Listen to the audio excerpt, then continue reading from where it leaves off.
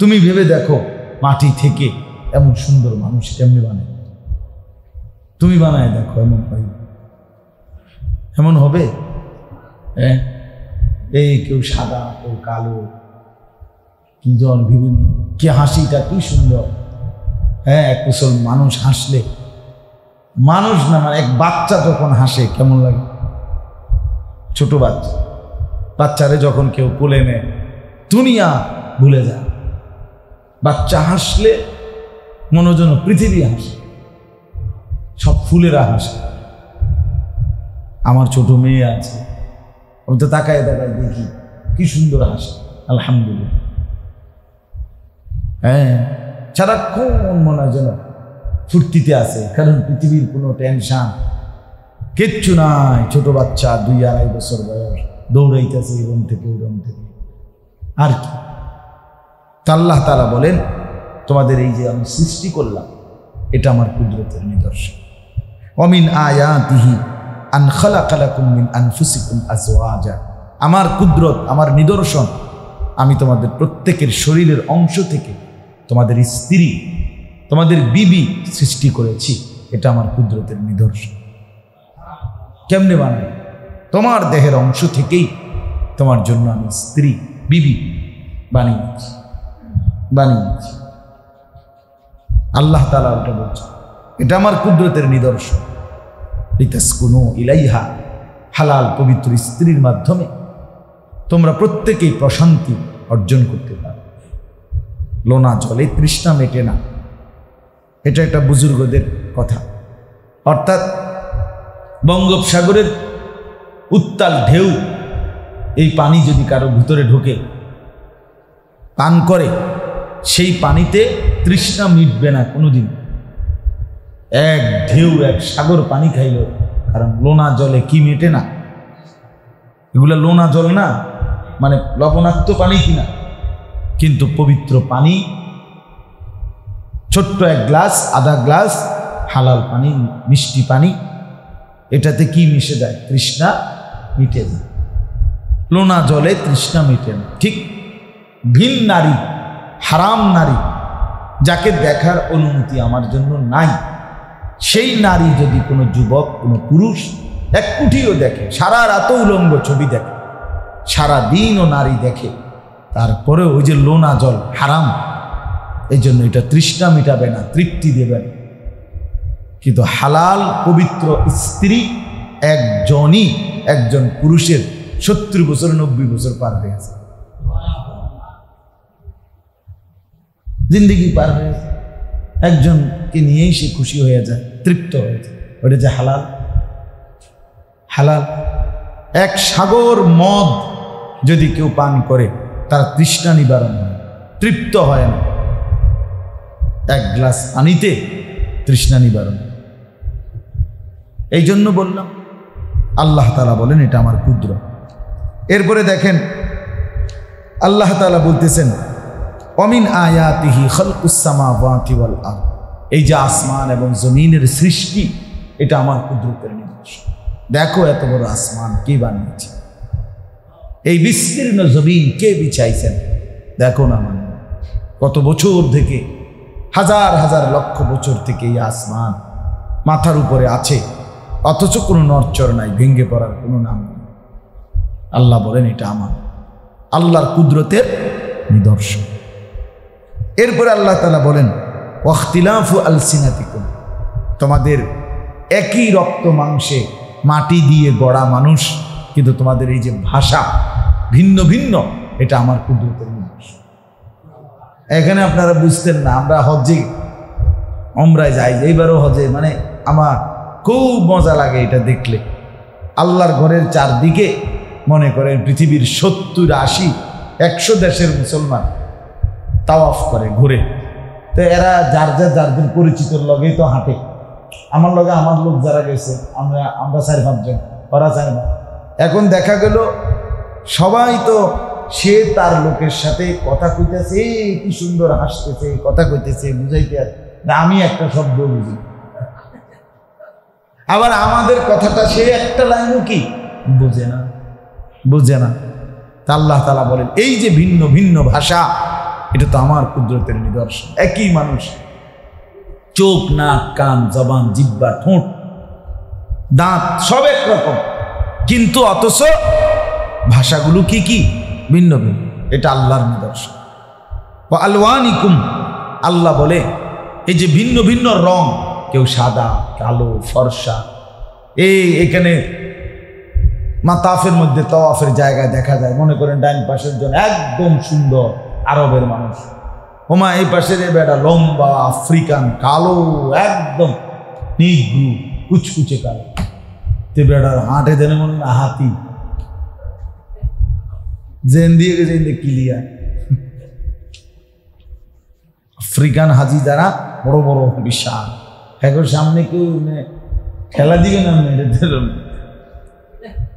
কোনো সারা শব্দ নাই, মাশাআল্লাহ খুব ইবাদত করে। এই যে কালো যারা না, আফ্রিকা খুব বন্দি, সবচেয়ে বেশি ইবাদত করে, সারাক্ষণ কোরআন পড়ে, কালো একদম, কিন্তু হাসলে মানে দাঁত এগুলো মনে হয় যেন একেবারে স্বর্ণ দিয়ে বাঁধাই করা, মানে এত সুন্দর হাসি, হাসলে খুব সুন্দর, চমৎকার। তো বলতেছিলাম আল্লাহ তাআলা বলেন এগুলো আমার কুদরতের নিদর্শন। এরকম 21 নম্বর পারা 30 নম্বর সূরা, সূরাটার নাম সূরায়ে রোম। এই সূরার 30-31 এই দুইটা আয়াত, সূরার নম্বরও 30, আয়াতের নম্বরও 30। সূরায়ে রোম, রোম একটা এলাকার নাম, ইতালির রাজধানী এখন যেটাকে বলে। মূলত আমাদের প্রিয় নবী সাল্লাল্লাহু আলাইহি ওয়াসাল্লামের জামানায়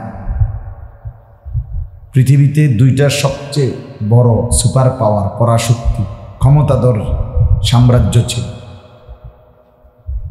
এই একটা হলো রোম সাম্রাজ্য খ্রিস্টানদের, আরেকটা হলো পারস্য সাম্রাজ্য, এটা হলো অগ্নিপূজক কাফেরদের, যারা আগুনের পূজা করত। ছেলেরা তোমরা ওয়ালের মধ্যে হেলান দিয়ে বসো না, এই যে মসজিদের সাইডে হেলান, এই জমিদারের মতো বসো না, এটা মসজিদ, তোমার তামসার জায়গা না। বসে বসে ওয়ালে হেলান দিয়া মোবাইলে ছবি উঠে,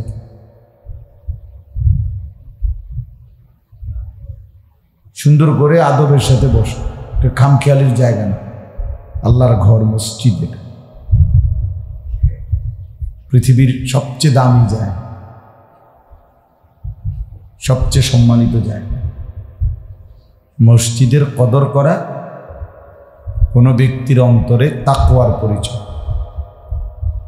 এর জন্য খুব গুরুত্বপূর্ণ মসজিদের আদব, ইহতেরাম, মসজিদের কদর। আমাদের প্রিয় নবী সাল্লাল্লাহু আলাইহি ওয়াসাল্লাম মক্কা থেকে মদিনায় হিজরত করার পর মদিনায় আশপাশে যেখানেই তিনি গেছেন, 2 দিন 4 দিন 5 দিন ছিলেন, সব জায়গাতে ওনার প্রথম কাজ ছিল একটা মসজিদ প্রতিষ্ঠা। এটা ছিল নবীজি সাল্লাল্লাহু আলাইহি ওয়াসাল্লামের প্রথম ফিকির। মক্কা থেকে আইসা মদিনায় প্রথম কুবা একটা এলাকা, ওইখানে ঢুকছে, তো সেখানে প্রথম মসজিদ বানিয়েছে, কুবা মসজিদ এখনো আছে আলহামদুলিল্লাহ। আমরা এইবারও হজ্জের সফরে সেই মসজিদে নামাজ পড়তে গেছি। মদিনার ভিতরে ঢুকছে, মহল্লার মেইন অঞ্চলে, সেখানে নবী সাল্লাল্লাহু আলাইহি সাল্লাম নিজের ঘর, নিজের থাকার জায়গা বানাবার আগে মসজিদে নববী, যেটা সেই মসজিদটা আগে বানাইছে। এই জন্য রাসূলুল্লাহ সাল্লাল্লাহু আলাইহি সাল্লাম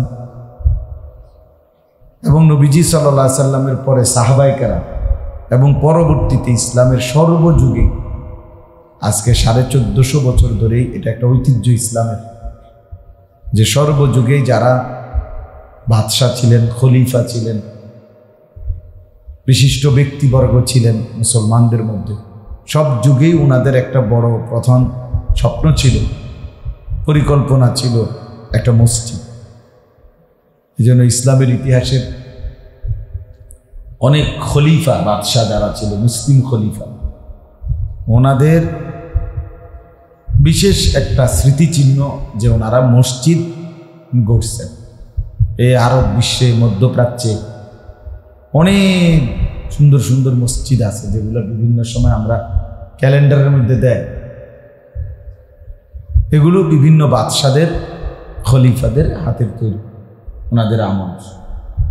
আমাদের এই ভারতীয় উপমহাদেশে মোগল সাম্রাজ্য ছিল, মুসলিম সাম্রাজ্য, দীর্ঘদিন 550 বছরের বেশি। তো এই মোগল সাম্রাজ্যেরও একটা অন্যতম কাজ ছিল বাদশাদের, মোগল সম্রাটদের, মসজিদ গড়ছেন ওনারা অনেক। এই জন্য মসজিদ সবসময় মুসলমানের কাছে প্রিয় ছিল।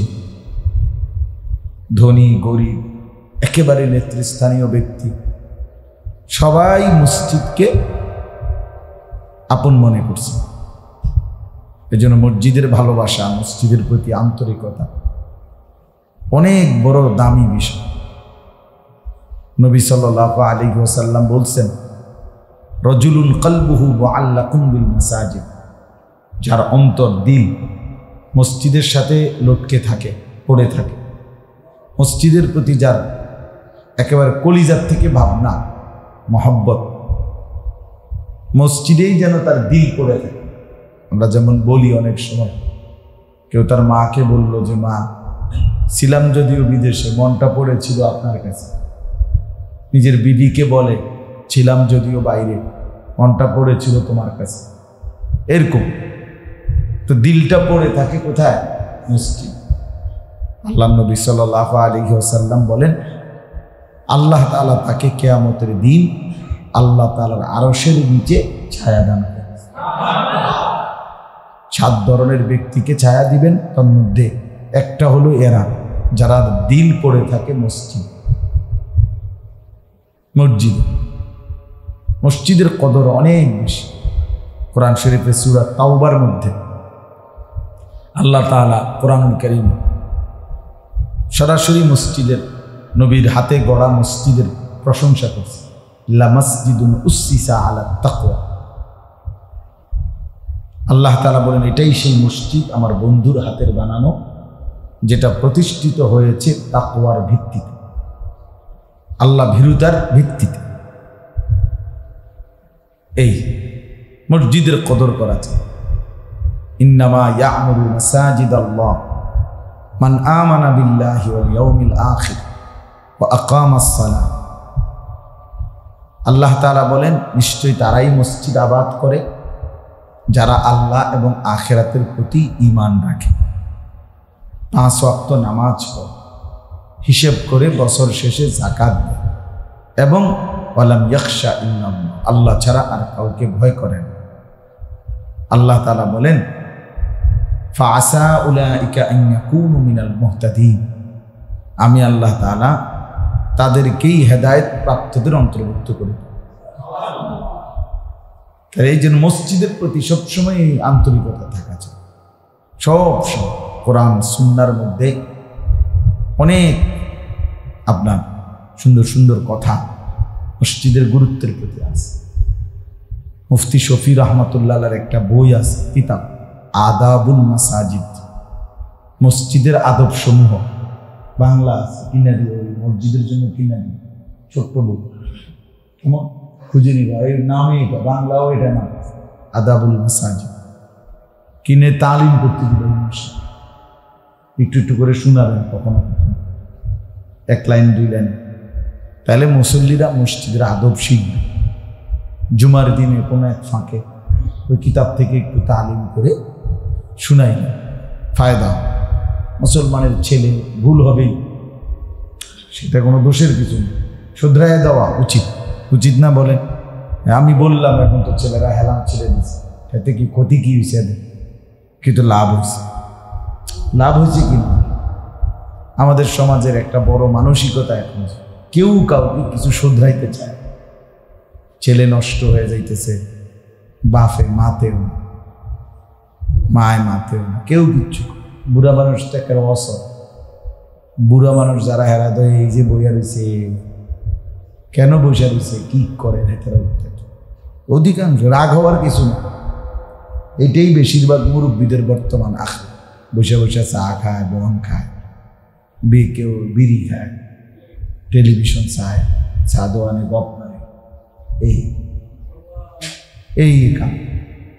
এমনি আলগা কোনো কোনো কোনো ফিকির বলতে যান চলে না, শরীর চলে না, লড়ে না। হ্যাঁ, এই এক ধরনের নির্জীব, নিষ্ক্রিয়, মানে এই কিন্তু আল্লাহর রহমতে খানা 3 বেলা ঠিক আছে। মাশাআল্লাহ, খানা 3 বেলা ছাড়াও আপেল, মালটা, আপনি বুট মুড়ি, পেঁয়াজু, আলুর চপ, চা, বিস্কুট, চানাচুর, জিটা দেন আল্লাহর রহমতে অল্প অল্প করে লোক খাই। বুঝেন নাই? খানা মাশাআল্লাহ বন্ধ নাই না, এইখানে কোনো অসুবিধা নেই। আর যদি বলেন যে 90 বছর হইয়া গেছে, কানে কানে শুধু যদি জমি গেছেন 200 কিনবেন, হ্যাঁ কিনবো, একেবারে হাসপাতালের আইসিইউতে যদি থাকে, ওইখানেও যদি আপনি কানে কানে গিয়ে বলেন যে যেটা বাড়ির লগে দিয়ে ফুবি দিয়া 200 ছেড়ে দিন, লইবেন নি, যেটা সুস্থ হয়ে যাবে দেখবেন একদম। হ্যাঁ রে, মানে লমুনি, মানে খামখেয়ালি। আসলে চাচা এটা উচিত না, একটু একটু করে বলা উচিত, অল্প অল্প করে বলা উচিত। ছেলেদেরকে না শুধরাইলে কে শুধরাবে? নিজের সন্তান, নিজের নাতি, নিজের নাতনি, এদেরকে শুধরাই দেবে বলেন? একটা বাচ্চা, তাকে মানুষ, মহিলারা ছোট্টবেলায় প্রথম নিজে ধীরে ধীরে তারে পেশাব করে, বাথরুমে পেশাব করা, পেশাব পায়খানার পরে পানি ব্যবহার করা, আস্তে আস্তে অভ্যস্ত করায়, শিখায়, 2 বার 3 বার ধমকায়, ফিটা দেয়। এমনি এমনি এক সময় বাচ্চাটা অভ্যস্ত হয়ে যায়। তাইলে যে কোনো কিছুই মানুষ শিখাইতে হয়, বলতে হয় না। আমাদের হালাত হলো ছেলেকে ছেলের হাতে ছেড়ে দিচ্ছে, ওর মতো নিজে নিজে বড় হইতেছে, নিজে নিজে অনাদরে, অযত্নে, কারো তদারকি নেই। 12 বছরের ছেলে, তার চুলও শয়তানের মতো। এই পোলাটার লোকও কি তার বাপ পারে না? একটা সোজা যুক্তি দেখাও না। 12 বছরের একটা ফোলা, তার চুলও আপনার কাফের, বেঈমান, মুশরিক, কোনো ফুটবল খেলোয়াড়, ক্রিকেট খেলোয়াড়ের মতো, অথবা কোনো শয়তানের মতো। তো আপনি কি তার লোকও পারেন না? আপনি কি বেড়াইতেন? কোনো কথা হইল গিয়ে তার মা কি এই বাচ্চাটার লোকও কুলাইতে না? হেতু তো বলে, আচ্ছা তাকে 18 বছর হইতে গারফাক দেয়, তো এর সমস্যা কি? 10 বছরের ছেলেটার কি সমস্যা বলে? 2-3-তে পড়ে, হেতু ফ্যাশনেবল। আপনি 10 বছরের বাচ্চাটা সারাদিন বসে বসে মোবাইল টিপে, আপনি তারও শুধরাইতে পারেন না, তো আপনি এত এরম কামলা হইলে মানুষ তারে দিয়ে হবে কেন? 10-12 বছরের বাচ্চাটাও নষ্ট হয়ে যেতেছে, এরপরেও মাতেন। আশ্চর্য, মানে কি বুঝ, কি বিবেক! মহিলাদের বুঝে কি, পুরুষদের বুঝে। ঘন্টার পর ঘন্টা বাচ্চার হাতে বড় মোবাইল দিয়া নিজে রান্না বান্না, সাজগোজ, ঘোরাগাড়ি, কথাবার্তা, ওই লগের হে ঘরের বেডির লগে, শাশির লগে, ভাবির লগে গপ মারতে আছে, কথা বলতে আছে। বাচ্চা বসে বসে মোবাইলে ছবি দেখতেছে, গেমস খেলতেছে, নাটক দেখতেছে, কার্টুন দেখতেছে। আহা, আপন সন্তান নষ্ট হয়ে যাচ্ছে, আপনি বসে বসে পাশের ঘরে ওই ঘরের বাবির লগে এই যে গল্প শুরু করছে। কি গল্প? ফালতু কথা। এই কাপড়, শাড়ি, গহনা, 3 পিস ইতানের কাহিনী, কেমনে কিনছে, কেমনে আনছে, আজে বাজে কথা। 1000 কথা শুনলেও দেখবেন কোনো দরকারি কোনো কথা কিচ্ছু নেই। এই জন্য বললাম আসলে শুধরাইতে হয়, এটা উচিত। রাসূলুল্লাহ সাল্লাল্লাহু আলাইহি ওয়াসাল্লাম নবীজির আমল ছিল এটা, এত আদর করতেন নবী, এত দয়া, এত মায়া, কিন্তু তবুও তিনি শুধরাইতেন। হযরতে হাসান, হযরতে হুসাইন রাদিয়াল্লাহু তাআলা আনহুমা নবী সাল্লাল্লাহু আলাইহি ওয়াসাল্লামের কলিজার টুকরা ছিল নাতি, কিন্তু ওদের যেই কোনো বিষয় নবীজি শুধরাই দিছে, সংশোধন করে দিছে। অথচ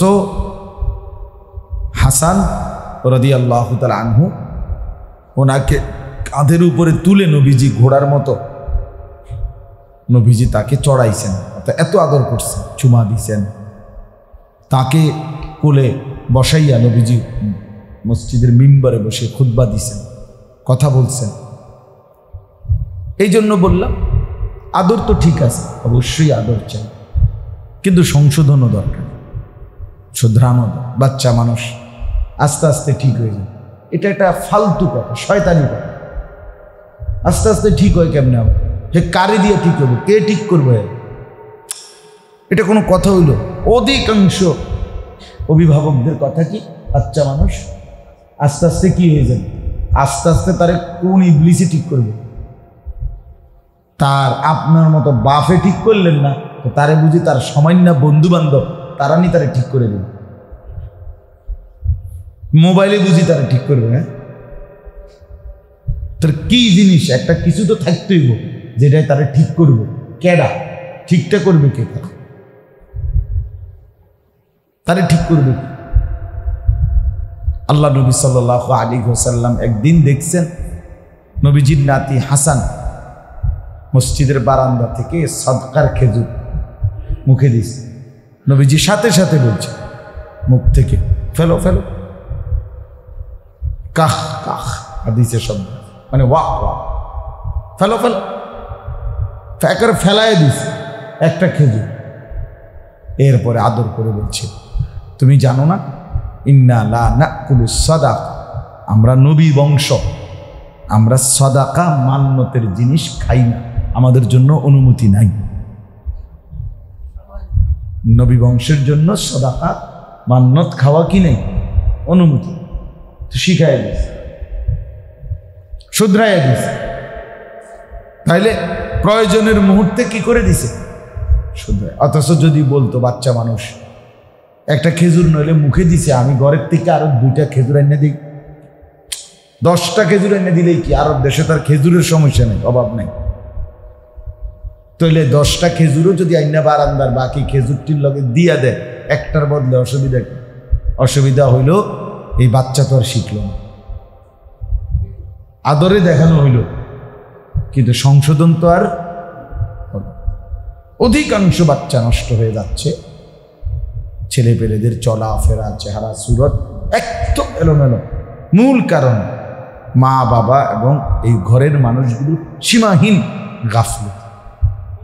আপনারা জানেন না, এমনি বললাম, মনের দুঃখে বললাম আর কি কথা, খুব সুন্দর। আরে মাদ্রাসার অবস্থা হলো, আমার মাদ্রাসাতেও তো আলহামদুলিল্লাহ 450 ছাত্র, 30 জন স্টাফ, আলহামদুলিল্লাহ।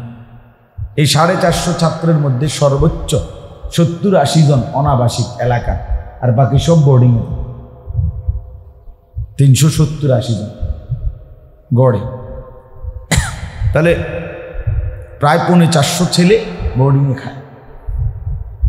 তা আমি তো দেখি শুনি, যে কদ্দূর দেখি, আমি তো পুরা টাইম থাকি।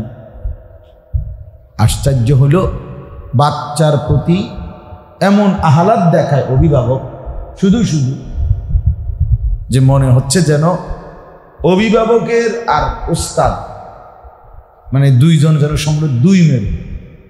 অভিভাবকদের এই আহ্লাদ এর কারণে সন্তান আলেম বানানো, দিনদার বানানো কঠিন হয়ে যাচ্ছে। বিশ্বাস করেন, আমার এটা অভিজ্ঞতা। সরেজমিনে রাতের 1:30 বাজে, মনে করেন রাত 1:30 বাজে, বাচ্চা এই কত 12 বছর হইল, তার হাতে একটা ঘড়ি। এটা হুজুররা দেখছে, এটা ঘড়ি, হুজুররা তো জানেও না, কিন্তু রাত 1:30 বাজে হে আরো 3-4 জন বাচ্চা নিয়ে, মূলত এই ঘড়ি, এটা মোবাইল, এটা ঘড়ি না, এটা বইয়ে বইয়ে দেখে। আচ্ছা কোন তো কত বড় দুষ্ট, চিন্তা করে দেখেন। এখন অভিভাবককে জানানোর পরে উনি যে এটা যেটা কোনো অসুবিধা, এটা যে আমার মাদ্রাসার পরিবেশকে ক্ষতি করবে, এটাকে সে কোনো বিষয় মনে করে, ওনারা কোনো এটা সমস্যাই মনে করে। বাচ্চাটাকে যে জন্য একটা ধমক দিবে না, এটা ফুলাইন মানুষ, বুঝেন না কথা, ফুলাইন মানুষ সারা রাত বেডি চাইলে অসুবিধা কি, ফুলাইন মানুষ তো বুঝেন না। এইগুলো কথা হলো, এটা বুঝি কথা। যেই কোনো মা বাপ বোঝে তার ছেলেটা যে মোবাইলটা দিয়ে রাত্রে তার ঘরে রোমে কি করে, এটা না বুঝার কোনো কেউ নেই। যেই কোনো মা বাপে শুধু খামখেয়ালি কইরা ফোলাটাকে নষ্ট করে।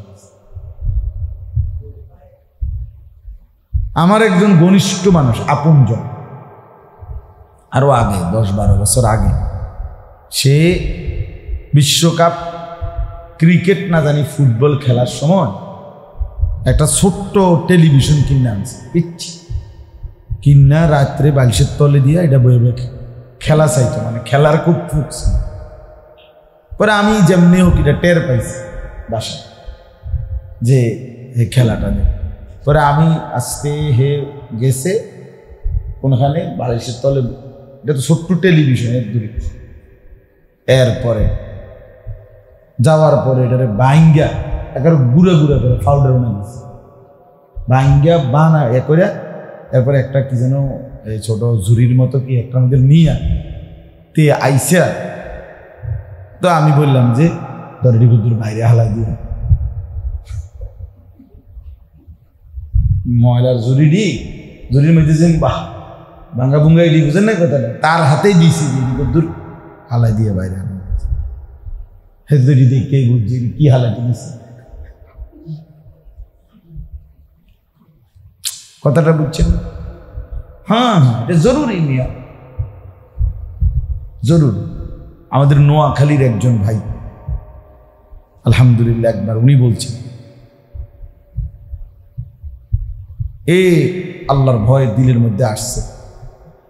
একদিন রাত্রে বিবি বাচ্চা ঘুমাইছে, নিজ ঘরের রঙিন টেলিভিশনটা নিয়ে ছাদের উপরে ভাইঙ্গা গুঁড়া করে দিয়েছে, কইরা সবগুলোরে একসাথে সুন্দর করে ফেলাই দিছে দূর। সকালবেলা বউ বাচ্চা টেলিভিশন খুঁজে, উনিও খুঁজে টেলিভিশন খুঁজে, খবরও খুঁজ দিয়ে আছে গান্ডা দিয়া, কেউ টেরই পাইছে না টেলিভিশন কই গেল। এখন যে খুঁজে হেই তো বাহিনীছে, হে না করলে এটা কই ভাইবে খুঁজছে। তার মানে বুঝাইতে চাইলাম যে হিম্মত না করলে, চেষ্টা না করলে সন্তান মানুষ হয়, মানুষ। এটা নিয়ম। ওয়ানাফসিন ওয়ামা সাওয়াহা ফাআলহামাহা ফুজুরাহা ওয়া তাকওয়াহা। কোরআনে আল্লাহ বলছে প্রত্যেক মানুষের অন্তর, প্রত্যেক মানুষের চাহিদা, মনের চাহিদা, বিশ্বাস করেন আপনাদেরকে বলি, প্রত্যেক মানুষের, জওয়ান বুড়া, প্রত্যেক মানুষের মনের চাহিদা তাকে প্রথম গুনাহের প্রেরণা দেয়। গুনাহ, গুনাহ। প্রত্যেক মানুষের চাহিদার প্রথম হলো কি? গুনাহ। ফাআলহামাহা ফুজুরা ওয়া তাকওয়াহা। এরপরে গুনার এই চাহিদা, এইটার উপরে ফাঁড়া দিয়া, ঘাড়ের মধ্যে ফাঁড়া দিয়া এরপরে গিয়ে নেক কাজ করতে। দিল প্রথমেই নেক কাজ করতে চায়, দিল প্রথমেই দান করতে চায়, জোর করে দিতে হয়। দিল প্রথমেই ফজরের নামাজে আগে আগে উঠতে মন চায় না, জোর করে উঠতে হয়। কথা বুঝছেন না? মানুষের মন জামু আরে আছে, জামু আজ সবসময় তো জামার দৌড়ে আজ ভালো লাগতেছে না, এই প্রত্যেক মানুষের দিল প্রথমেই তাকে ফাআলহামাহা ফুজুর, ফুজুর মানে গুনাহ, পাপ, গুনার দিকে ডাকে। এই জন্য যখন কেউ নিজের মনের চাহিদাকে ছেড়ে দেয়, মনের চাহিদার উপরে আল্লাহর বিধান, কোরআনের বিধান, রাসূলের বিধান, ইসলামের কোনো শাসন, মা বাবার কোনো নজরদারি, অভিভাবকের পাহারাদারি, কারো কোনো হুকুম, সব বন্ধন থেকে যখন সে মুক্ত হয় তখন সে নফসের গোলাম, মনের চাহিদার গোলাম। আর তখন এই নফসের চাহিদা, মনের চাহিদা, এই গোলাম হয়ে যায়, তখন ওইটাই তাকে তার মন মতো যা ইচ্ছা তাকে ঘুরায়। কখনো খাড়াইয়া মতে, কখনো বইয়া মতে, কখনো হাঁটতে হাঁটতে মতে, কখনো দাঁড়াইয়া খায়, কখনো ডান হাতে খায়, কখনো বাম হাতে খায়। কি খায়, কেন কি করে, দাঁড়াইয়া রয়েছে কেন, হাসতেছে কেন, বসে রয়েছে কেন, আড্ডা দিতেছে কেন, কিচ্ছুর আর তখন কি থাকে না, নিয়ন্ত্রণ থাকে, নিয়ন্ত্রণ। হ্যাঁ, চতুষ্পদ জন্তু জানোয়ারের মতো আচরণ, এটাই বাস্তব। এই জন্য মনের চাহিদার উপরে নিজেকে ছেড়ে দিতে নাই। আমার মনে চাইবেই, আমার মনে চাইবে, নারী দেখতে মন চাইবেই। একেবারে 90 বছর না, 900 বছরের বুড়া, তারও শাহওয়াত চলে যায়। একেবারে রিয়া আমল করতে করতে করতে যদি সে কাবাগরের ছাদে বইয়েও কি করে, নামাজ পড়ে, তারপরও ভিন নারীর প্রতি আকর্ষণ এটা থাকবে। লা তাবদীল লিখালকিল্লাহ। আল্লাহ তাআলা মানুষের ভেতরে যে যোগ্যতা দিয়েছেন, এই যোগ্যতা আল্লাহর এই সৃষ্টি বদলায়।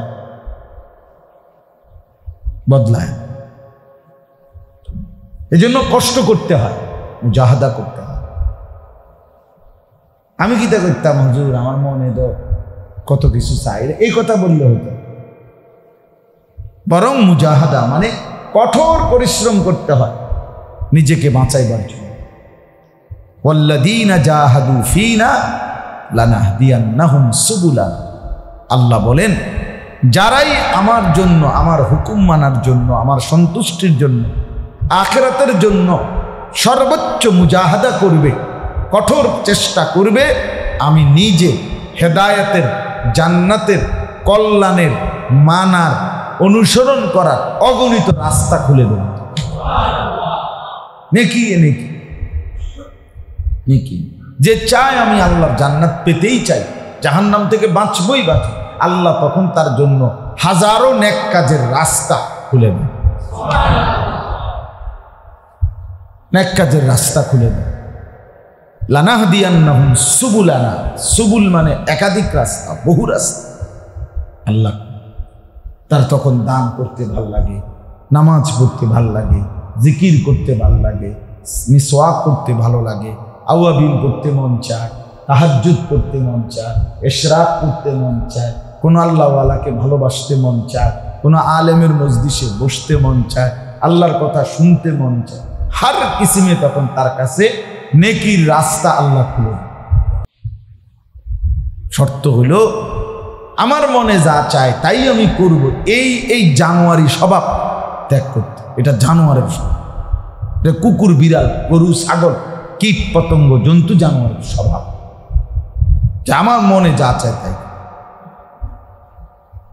কিন্তু মুসলমান এটা করতে পারে না, মুমিন এটা করতে পারে না। বাপ, কোরআনুল কারীমের এই আয়াত এবার শুনুন।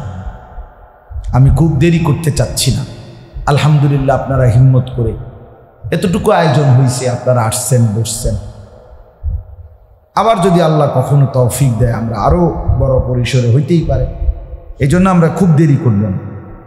তো আপনাদের কাছে আমি বলতে চাচ্ছি, এই আয়াতের মূল বক্তব্যটা হলো, এর আগের আয়াতগুলোতে, এই সূরার যে আগের 29টা আয়াত, এর মধ্যে প্রায় 25টা আয়াতের মধ্যে আল্লাহ তাআলা অগণিত বারবার পিছনের আয়াতগুলোতে আল্লাহ তাআলা তার অসংখ্য কুদরত এই চারদিকের পৃথিবীতে আমাদের নিজেদের মধ্যে, আমাদের মধ্যে আল্লাহ তার কুদরতের নমুনা আমাদেরকে এখানে দেখাইছে। এখানে এই আয়াতগুলোতে আছে অনেক আল্লাহর কুদরতের বর্ণনা আছে, যে আল্লাহর নিদর্শন, যে বান্দা এটা দেখো আমারে চিহ্ন, ওটা দেখো আমারে চিহ্ন, ওটা দেখো আমারে চিহ্ন। আল্লাহ বলছেন, যেমন দেখেন, অমিন আয়াতিহি আন খালাকাকুম মিন তুরাবিন, আমার কুদরতের নিদর্শন যে আমি তোমাদের সকলকে মাটি থেকে সৃষ্টি করেছি। তুমি ভেবে দেখো মাটি থেকে এমন সুন্দর মানুষ কেমনি বানায়? তুমি বানায় দেখো, এমন হয়? এমন হবে? হ্যাঁ, এই কেউ সাদা, কেউ কালো, কি জন বিভিন্ন, কি হাসিটা কি সুন্দর। হ্যাঁ, এক কুশল মানুষ হাসলে, মানুষ না মানে এক বাচ্চা যখন হাসে কেমন লাগে? ছোট বাচ্চারে যখন কেউ কোলে নেয় দুনিয়া ভুলে যায়। বাচ্চা হাসলে মনে যেন পৃথিবী হাসে, সব ফুলেরা হাসে। আমার ছোট মেয়ে আছে, আমি তো তাকায় তাকায় দেখি কি সুন্দর হাসে, আলহামদুলিল্লাহ। হ্যাঁ, সারাক্ষণ মনে হয় যেন ফুর্তিতে আছে, কারণ পৃথিবীর কোনো টেনশন কিচ্ছু নাই। ছোট বাচ্চা 2-2.5 বছর বয়স, দৌড়াইতেছে এই রুম থেকে ওই রুম থেকে, আর কি। আল্লাহ তাআলা বলেন তোমাদের এই যে আমি সৃষ্টি করলাম এটা আমার কুদরতের নিদর্শন। ওমিন আয়াতিহি আন খালাকা লাকুম মিন আনফুসিকুম আজওয়াজা, আমার কুদরত, আমার নিদর্শন, আমি তোমাদের প্রত্যেকের শরীরের অংশ থেকে তোমাদের স্ত্রী, তোমাদের বিবি সৃষ্টি করেছি। এটা আমার কুদরতের নিদর্শন। কেমনে বানাই? তোমার দেহের অংশ থেকেই তোমার জন্য আমি স্ত্রী, বিবি বানিয়েছি। আল্লাহ তাআলা ওটা বলছে, এটা আমার কুদরতের নিদর্শন। লিতাসকুনু ইলাইহা, হালাল পবিত্র স্ত্রীর মাধ্যমে তোমরা প্রত্যেকেই প্রশান্তি অর্জন করতে পারো। লোনা জলে তৃষ্ণা মেটে না, এটা একটা বুজুর্গদের কথা। অর্থাৎ বঙ্গোপসাগরের উত্তাল ঢেউ, এই পানি যদি কারো ভিতরে ঢোকে, পান করে, সেই পানিতে তৃষ্ণা মিটবে না কোনোদিন। এক ঢেউ, এক সাগর পানি খাইল, কারণ লোনা জলে কি মেটে না? এগুলা লোনা জল না, মানে লবণাক্ত পানি কিনা, কিন্তু পবিত্র পানি, ছোট্ট এক গ্লাস, আধা গ্লাস হালাল পানি, মিষ্টি পানি, এটাতে কি মিশে যায়? তৃষ্ণা মিটে যায়। লোনা জলে তৃষ্ণা মিটে না। ঠিক ভিন নারী, হারাম নারী, যাকে দেখার অনুমতি আমার জন্য নাই, সেই নারী যদি কোনো যুবক, কোনো পুরুষ এক কুঠিও দেখে, সারা রাতও উলঙ্গ ছবি দেখে, সারা দিনও নারী দেখে, তারপরে ওই যে লোনা জল হারাম, এই জন্য এটা তৃষ্ণা মিটাবে না, তৃপ্তি দেবে না। কিন্তু হালাল পবিত্র স্ত্রী একজনই, একজন পুরুষের 70 বছর 90 বছর পার হয়ে গেছে, জিন্দেগি পার হয়ে যায়। একজনকে নিয়েই সে খুশি হয়ে যায়, তৃপ্ত হয়ে যায়। ওটা যে হালাল। হালাল এক সাগর মদ যদি কেউ পান করে, তার তৃষ্ণা নিবারণ হয়, তৃপ্ত হয় না। এক গ্লাস পানিতে তৃষ্ণা নিবারণ। এই জন্য বললাম, আল্লাহ তাআলা বলেন এটা আমার কুদরত। এরপরে দেখেন আল্লাহ তাআলা বলতেছেন ওমিন আয়াতিহি খালকুস সামাওয়াতি ওয়াল আরদ, এই যে আসমান এবং জমিনের সৃষ্টি, এটা আমার কুদরতের নিদর্শন। দেখো এত বড় আসমান কে বানিয়েছে, এই বিস্তীর্ণ জমিন কে বিছাইছেন, দেখো না। মানে কত বছর থেকে, হাজার হাজার লক্ষ বছর থেকে এই আসমান মাথার উপরে আছে, অথচ কোনো নড়চড় নাই, ভেঙে পড়ার কোনো নাম নেই। আল্লাহ বলেন এটা আমার আল্লাহর কুদরতের নিদর্শন। এরপরে আল্লাহ তাআলা বলেন ওয়াখতিলাফু আলসিনাতিকুম, তোমাদের একই রক্ত মাংসে মাটি দিয়ে গড়া মানুষ, কিন্তু তোমাদের এই যে ভাষা ভিন্ন ভিন্ন, এটা আমার কুদরতের নিদর্শন। এখানে আপনারা বুঝতেন না, আমরা হজে ওমরায় যাই, এইবারও হজে, মানে আমার খুব মজা লাগে এটা দেখলে। আল্লাহর ঘরের চারদিকে মনে করেন পৃথিবীর 70, 80, 100 দেশের মুসলমান তাওয়াফ করে, ঘুরে। তো এরা যার পরিচিত লগেই তো হাঁটে। আমার লগে আমার লোক যারা গেছে, আমরা 4-5 জন, ওরা 4 জন। এখন দেখা গেল সবাই তো সে তার লোকের সাথে কথা কইতেছে, কি সুন্দর হাসতেছে, কথা কইতেছে, বুঝাইতে না, আমি একটা শব্দ বুঝি। আবার আমাদের কথাটা সে একটা লাইনও কি বুঝে না। তা আল্লাহ তাআলা বলেন এই যে ভিন্ন ভিন্ন ভাষা, এটা তো আমার কুদরতের নিদর্শন। একই মানুষ, চোখ, নাক, কান, জবান, জিহ্বা, ঠোঁট, দাঁত সব একরকম, কিন্তু অথচ ভাষাগুলো কি কি ভিন্ন ভিন্ন। এটা আল্লাহর নিদর্শন। ওয়া আলওয়ানিকুম, আল্লাহ বলে এই যে ভিন্ন ভিন্ন রং, কেউ সাদা, কালো, ফর্সা, এখানে মাতাফের মধ্যে তাওয়াফের জায়গায় দেখা যায়, মনে করেন ডাইন পাশের জন একদম সুন্দর আরবের মানুষ, ওমা এই পাশের বেটা লম্বা আফ্রিকান কালো, একদম নিগ্রু কুচকুচে কালো, তে বেটার হাঁটে দেনে মনে না হাতি, জেন দিয়ে গেছে ক্লিয়ার। আফ্রিকান হাজি যারা বড় বড় বিশাল, এখন সামনে কেউ খেলা দিবে না, কোনো সারা শব্দ নাই, মাশাআল্লাহ খুব ইবাদত করে। এই যে কালো যারা না আফ্রিকা, খুব বন্দি, সবচেয়ে বেশি ইবাদত করে, সারাক্ষণ কোরআন পড়ে, কালো একদম, কিন্তু হাসলে মানে দাঁত এগুলো মনে হয় যেন একেবারে স্বর্ণ দিয়া বাঁধাই করা, মানে এত সুন্দর হাসি, হাসলে খুব সুন্দর, চমৎকার। তো বলতেছিলাম আল্লাহ তাআলা বলেন এগুলো আমার কুদরতের নিদর্শন। এরকম অনেকগুলো এখানে আল্লাহ তাআলা একটা একটা করে বলছেন। তো এরপরে আল্লাহ বলছেন, দেখো বান্দা, আমি রব্বুল আলামিন এতগুলো কুদরতের নিদর্শন চারদিকে রাখলাম, তোমার আশেপাশে, ডানে বামে, দেহে, চতুর্দিকে, এরপরেও আমি আল্লাহর সাথে শিরিক করা, আমারে বাদ দিয়া অন্যের কাছে কিছু বলা, চাওয়া, অন্যের কাছ থেকে কিছু প্রার্থনা করা, মানে আমি আল্লাহর সাথে শিরিক করা, বলো কোন যুক্তিতে এটা মানায়, কোন বিবেকে মানায়?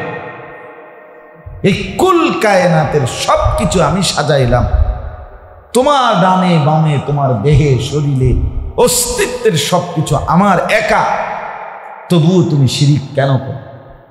এ কেমন কথা বান্দা, এ কেমন কথা?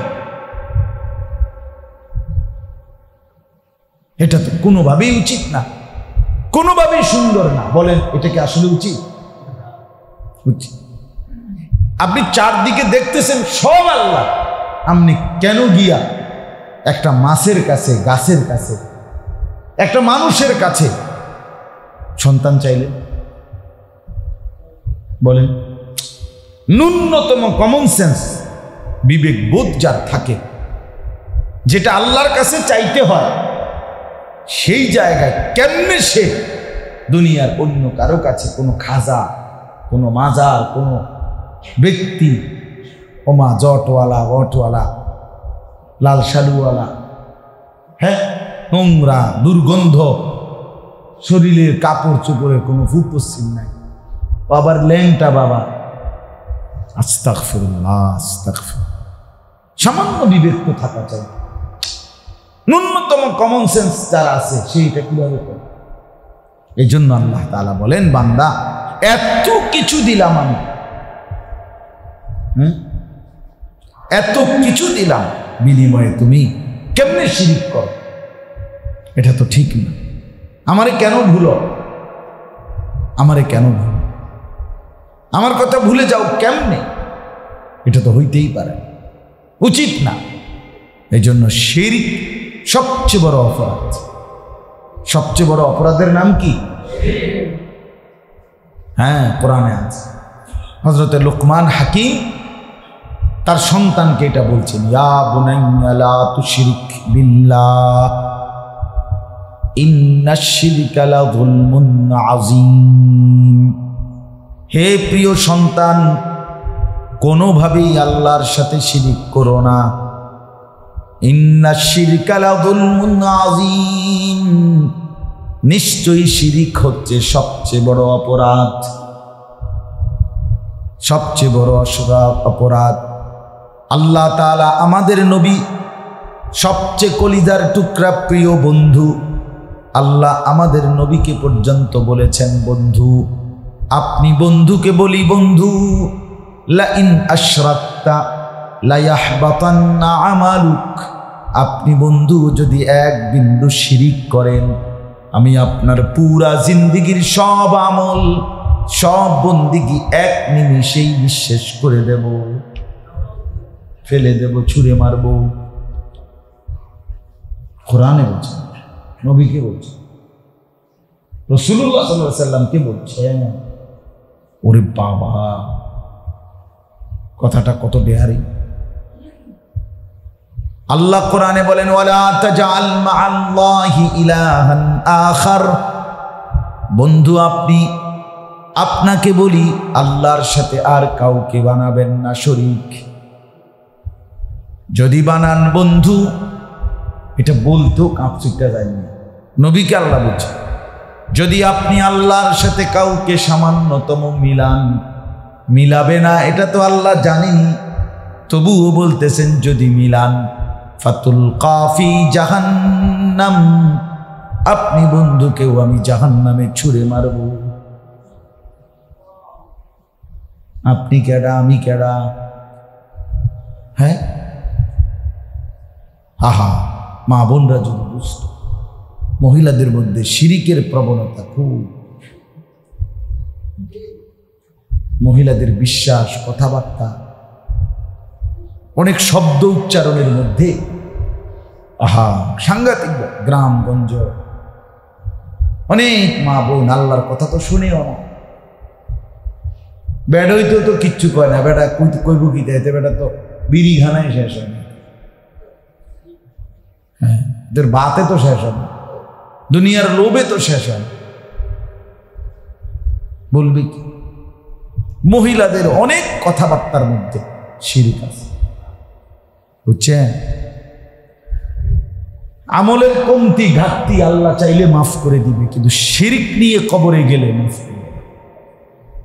শিরিক থেকে মাফ পাওয়ার মাধ্যম একটাই, এখানে এখন হায়াতে থাকতে, জীবিত থাকতে তওবা করে এটার থেকে প্রত্যাহার করে নিজের ঈমান ঠিক করা। মনে করেন আমি আমার নামাজ, কথার কথায় আমার হায়াতের মনে করেন 100 ওয়াক্ত নামাজ ছুটে গেছে, তো আমি এই গুনাহটা নিয়েই কবরে গেলাম, তো এইটা আল্লাহ চাইলে মাফ করে দিতে পারে, বুঝছেন আমার কথা? কিন্তু শিরিক, আমি যদি ওই শিরিকটার অবস্থায়, মানে আমি বুঝিয়ে নাই আমার শিরিক, আমি তওবাও করি নাই শিরিক থেকে, এই অবস্থায় যদি কবরে যায়, আল্লাহ তাআলা ওইটা আর কোনোদিন মাফ করবে। মুশকিলটা তো এটা, ফ্যাসটা তো এটা, বুঝছেন আমার কথা? ইন্নাল্লাহা লা ইয়াগফিরু আন ইউশরাকা বিহি, তো কোরআনের আয়াত স্পষ্ট, নিশ্চয়ই আল্লাহ মাফ করবেন না তার সাথে শিরিক করলে। ওয়াগফিরু মা দুনা যালিকা লিমান ইয়াশা, আল্লাহ বলেন শিরিক ব্যতীত বাকি যা আছে আল্লাহ যাকে ইচ্ছে করেন তার সব গুনাহ মাফ করে দিবেন, কিন্তু শিরিক মাফ করবেন না। আল্লাহ হাদিসে কুদসিতে বলেন, ইয়া ইবনা আদম লাউ আন্নাকা আতাইতানি বিকিরাবিল আরদি খাতায়া সুম্মা ইস্তাগফারতানি লা তুশরিকু বি শাইআন লা আতাইতুকা বিকিরাবিহা মাগফিরা। আল্লাহর নবী বলেন, আল্লাহ বলেছেন, হে আমার বান্দা, জমিনের মধ্যে যত পরিমাণ বালুকণা আছে, এই পৃথিবীর মধ্যে যত বালুকণা আছে, কত? এই পৃথিবীর বালুকণা হবে 10 লাখ, 10 কোটি। ওমা কয় কি, ড্রেজার দিয়ে যে বালু হালায়, 10 শতক জমির বালু সামনে গণের নাম নেছে, ব্যাড হইলাম না গণ মাফে না, গুনতার গুনি, মানে কয় স্কোয়ার ফিট হয়েছিল মাফে না, তো বালুটা কয়টা বালু কণা সম্ভব? আল্লাহ বলেন, বান্দা, জমিনের সমস্ত বালুকণা পরিমাণ গুনাহ নিয়েও যদি তুমি আমার কাছে আসো, আর যদি আমি আল্লাহর কাছে মাফ চাও, তবে শর্ত হলো লা তুশরিকু বি শাইআন, আমার সাথে শিরিক করো নাই, আমি আল্লাহ তাইলে ওয়াদা দিলাম সম পরিমাণ মাগফিরাত নিয়ে আমি তোমার কাছে আসব। গুনাহ যদি হয় বালুকণা পরিমাণ মাফ করে দেব। শর্ত কি? শিরিক মুক্ত হইতে হবে। শর্ত কি? শিরিক মুক্ত হইতে হবে। এজন্য আপনাদের কাছে অনুরোধ করছি, কখনো অনেক শেখার বাকি, আপনাদের জানার বাকি। দিন শিখতে হয়, দিন শিখে প্রতি মাসে একদিন ইসলামী মজলিস করেও শেষ হবে না, প্রত্যেক জুমার বয়ান শুনেও শেষ। দিন অনেক ওসিয়া, প্রশস্ত। মালানা ইল্লা মা আল্লামতানা ইন্নাকা আনতাল আলিমুল হাকীম।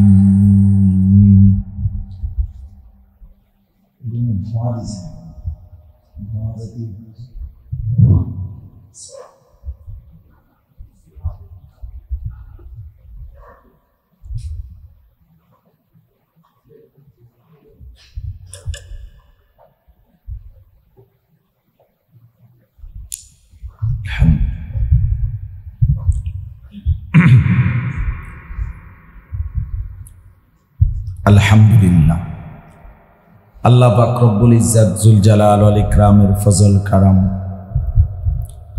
রব্বুল আলামিনের ইহসান, মেহেরবানি, দয়া, আল্লাহ তাআলা আমাদেরকে আজ 27 জুলাই 2024 রোজ শনিবার কুমিল্লা জেলা মেঘনা উপজেলাধীন আজকের এই রাধানগর জামে মসজিদে আল্লাহ তাআলাই আমাদেরকে মুবারক এই ইসলাহি মজলিসে আসবার, বসবার, অংশগ্রহণ করার তৌফিক দান করেছেন। এজন্য আমরা সকলেই বলি আলহামদুলিল্লাহ। মুআজ্জাজ মুহতারাম হাজিরিন,